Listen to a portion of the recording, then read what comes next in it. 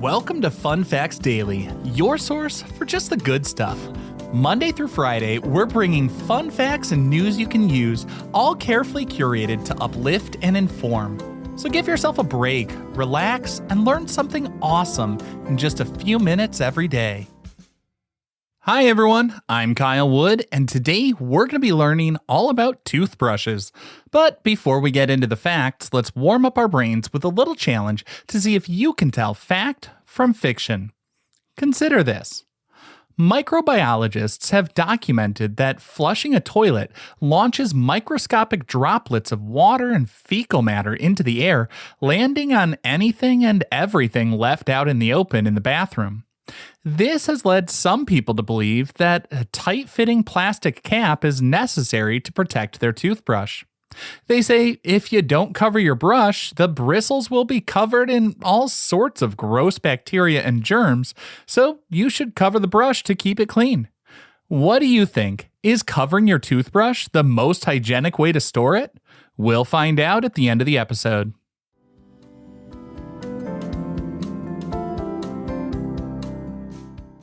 Now for your word of the day. Our word for today is dentifrice. That's dentifrice.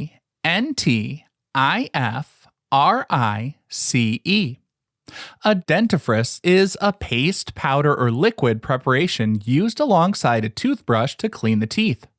The term would apply to not only toothpaste, but also historical tooth cleaning substances, including crushed shells, charcoal, and baking soda mixtures. The main function of a dentifrice is to remove plaque, apply active ingredients like fluoride, and provide mild abrasive action to clear away food particles. You apply a dentifrice to the bristles of your toothbrush to enhance the mechanical cleaning action. The word dentifrice comes from the Latin dentifricium. It combines the roots dens, meaning tooth, and fricare, meaning to rub. So it literally translates to rub a tooth. It entered the English language in the late 16th century and remains the standard medical and historical classification for tooth cleaning agents worldwide.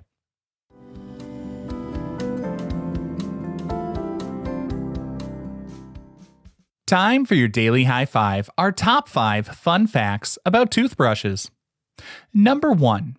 The earliest documented predecessors to the toothbrush were chew sticks used by ancient civilizations as far back as 3500 BCE. Archaeologists have discovered these early dental tools in Egyptian tombs and Babylonian excavation sites. A chew stick was a thin twig with a frayed end that served as a brushing surface. People would chew on one end of the stick until the wood fibers separated into a brush-like texture. They used the frayed end to rub their teeth and remove debris and plaque. The other end of the twig was often sharpened to act like a toothpick. Many of these early cultures selected specific tree species like the Salvadora pressica or the neem tree to create their chew sticks. These plants have natural antimicrobial compounds, essential oils, and fluoride. When someone chewed the stick, it would release chemicals which helped prevent tooth decay and freshened breath. The World Health Organization still recognizes the efficacy of these traditional tools today. Millions of people in the Middle East, Africa, and Asia continue to use modern variations commonly called miswak. Number 2. Before we had nylon bristles, toothbrushes were made with animal hair. The first mass-produced toothbrush was designed by William Addis while serving time in prison. Addis was incarcerated for causing a riot, and he was dissatisfied with the prison's method of cleaning teeth. Inmates typically rubbed soot and salt over their teeth using a rag. Addis took an animal bone from his dinner ration and drilled small holes into one end. He got some stiff bristles from a prison guard, cut them to size, and tied them into tufts. Then he wedged these tufts into the holes and sealed them with glue to create a toothbrush. When he was released in 1780, he started manufacturing toothbrushes using cattlebone handles and horsehair bristles. Now, I should point out, this wasn't the invention of the bristled toothbrush. Toothbrushes were actually invented in China about 1,000 years earlier, but Addis created the first mass produced toothbrushes. And back then, they were pretty much all made using animal hairs. As I said, Addis used horse hair, but many toothbrushes were also made using the hair from pigs raised in cold climates like Siberia and northern China. The cold weather caused the pigs to grow thicker, stiffer hair, which made it more rigid and therefore effective for scraping plaque off of teeth. Cattle bones provided a cheap, sturdy material for the handle, and this design was kind of the global standard from the late 1700s until synthetic bristles took over in the 1930s. In 1938, the DuPont company introduced nylon, the world's first synthetic fiber.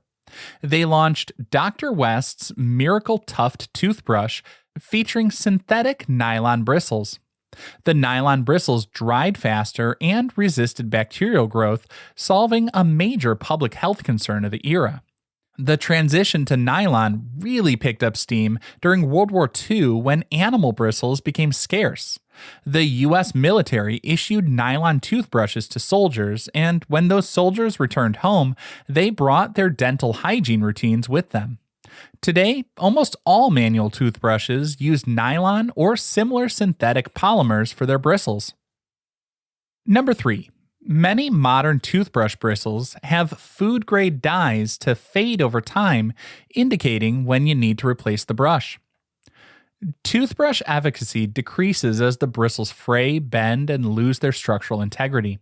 Dentists recommend replacing your toothbrush every 3 to 4 months. To help people keep track of how long they're using their toothbrush, manufacturers created indicator bristles in the late 20th century. These bristles are colored using harmless, water-soluble dyes. The dye coats the outer layer of the nylon filaments located in the center or at the tip of the brush head. As you use the toothbrush twice a day, the friction and exposure to water gradually wears the dye away. The color fades from the top of the bristle down to the base of the brush head, and when the color fades halfway down the bristle, it's generally a sign that the nylon has reached the end of its useful lifespan. Number 4. The first commercially successful electric toothbrush was invented in 1954 to assist patients with limited motor skills. The Broxident was invented in Switzerland in 1954, and it was designed to help people with limited mobility or those wearing orthodontic braces to maintain an oral hygiene routine. Unlike modern battery-operated models, this initial version needed to be plugged in to work. The motor generated an oscillating motion that vibrated the brush head at a high frequency to dislodge plaque. The Squibb Pharmaceutical Company brought the Broxident to the United States market in 1960. The introduction of the Broxident prompted the American Dental Association to begin evaluating electric toothbrushes for safety and efficacy. Early clinical trials showed the motorized brushing action removed plaque at a rate comparable to manual brushing, and by the 1990s, manufacturers had introduced rechargeable batteries to their toothbrushes. This was not only convenient by eliminating the need for a power cord, but it also made it much more safe to use because, let's face it, you're using your toothbrush with water. Today, ultrasonic toothbrushes can produce up to 30,000, even 40,000 strokes per minute to break up bacterial colonies. And if you use an electronic toothbrush, remember the key to success is moving it slowly and letting the brush do the work. Since it can produce tens of thousands of strokes per minute, there's no need for you to move the handle vigorously the way you would with a manual toothbrush. It's actually more effective if you just go slow and steady across your teeth. And our fifth and final fun fact for today, toothbrush technology is actually still evolving as inventors rethink the classic design. Modern inventors are actually still looking to improve upon familiar toothbrush designs using advanced technology. A Japanese researcher named Dr. Kunio Kamiyama invented a solar-powered toothbrush that breaks down plaque using an electrochemical reaction instead of standard toothpaste. The brush has a small solar panel and a titanium dioxide rod located just beneath the nylon brush head. When light hits the solar panel, electrons carrying a negative charge will travel to the titanium rod. Then, when the user brushes, their saliva becomes ionized. This alters the pH balance of the mouth, weakening the cellular bonds that hold plaque to the tooth enamel and making it very easy for the bristles to just wipe it all away. Other engineers have focused on altering the physical shape of the toothbrush, developing U-shaped automatic toothbrushes capable of cleaning the entire mouth simultaneously. The design has a flexible, medical-grade silicone mouthpiece molded to the shape of a human dental arch with hundreds of microscopic silicone bristles. The user bites down on the mouthpiece and activates a motorized bass component that generates high-frequency sonic vibrations, scrubbing the front, back, and biting surfaces of the upper and lower teeth all at the same time.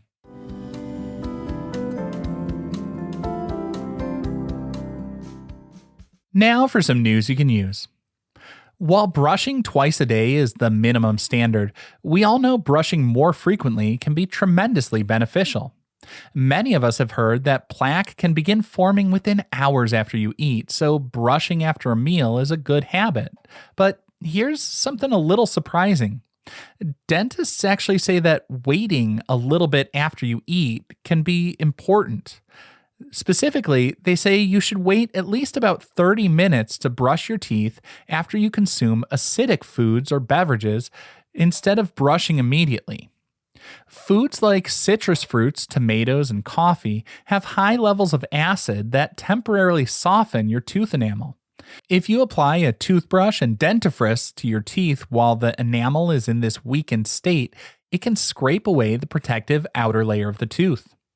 Waiting 30 minutes allows your saliva enough time to naturally neutralize the acids and remineralize the enamel, making it safe to brush without permanent abrasions.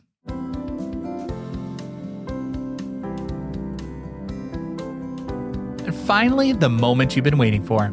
At the beginning of the episode, I asked if storing your toothbrush under a plastic cap is really the best way to protect it from germs and bacteria. This one's a fallacy, but it is based on some true concerns. Flushing a toilet does create an aerosol plume, but covering your toothbrush causes more bacterial growth than it prevents. Sealing a damp toothbrush inside an unventilated plastic container traps moisture, creating an environment that allows bacteria and mold to multiply. The American Dental Association says the best way to store your brush is to rinse the bristles thoroughly and then put it in an upright position, allowing it to air dry completely. The evaporation process deprives microorganisms of the water they need to survive. Now, to minimize the exposure to toilet plumes without using a cap, public health officials recommend just closing the toilet lid before flushing and storing the toothbrush at least 3 feet away from the bowl. Now, I hope you enjoyed learning a bit about toothbrushes with me today, and be sure to tune in every weekday for even more fun facts. Fun Facts Daily is an Airwave Media podcast. It was written, recorded, mixed, and edited by me, Kyle Wood. Thanks for sharing a part of your day with me. Be sure to follow Fun Facts Daily on your favorite podcast app so you can keep the good stuff coming your way every day. And if you like the show, please do me a favor and leave a kind rating, review, or just tell your friends about it.